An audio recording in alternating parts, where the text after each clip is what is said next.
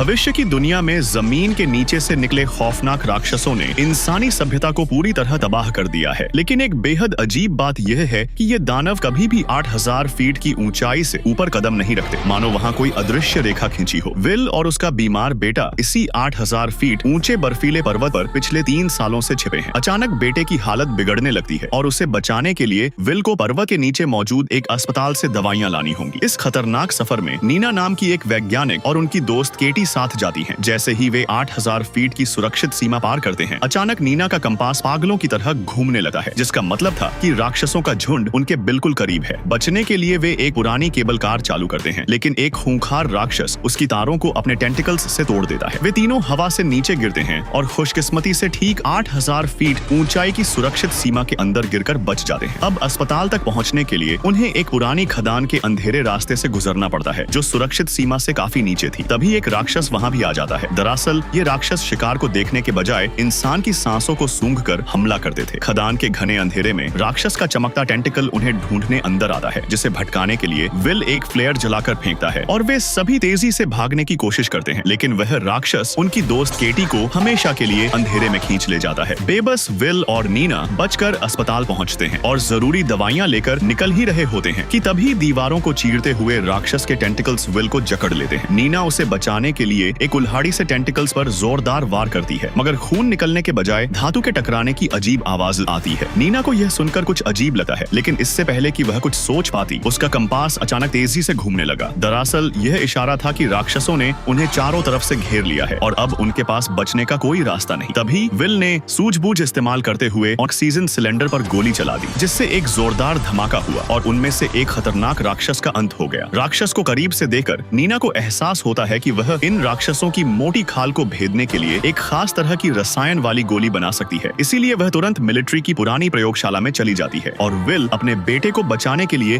अकेले ही वाहन से सुरक्षित ऊंचाई की तरफ निकल पड़ता है। इसी बीच अचानक राक्षस नीना पर हमला कर देते हैं और विल की गाड़ी भी रास्ते में ही पहिया फटने से पलट जाती है। घायल विल बचने के लिए किसी तरह मलबे से निकलकर 8000 फीट की सुरक्षित सीमा की तरफ भागता है, लेकिन सीमा से महज कुछ कदम दूर वह राक्षसों से घिर जाता है। बंदूक होने के बावजूद वह उनकी बुलेट प्रूफ खाल के सामने पूरी तरह बेबस था कि तभी नीना वहां पहुंचती है और अपनी नई खास गोलियों से राक्षसों को भून डालती है। जब वे मरे हुए राक्षसों के टुकड़े देखते हैं तो उनके रोंगटे खड़े हो जाते हैं, क्योंकि वे कोई प्राकृतिक राक्षस नहीं बल्कि पुर्जों और तारों से बने रोबोट थे, जिन्हें 8000 फीट से ऊपर न जाने का निर्देश दिया गया था।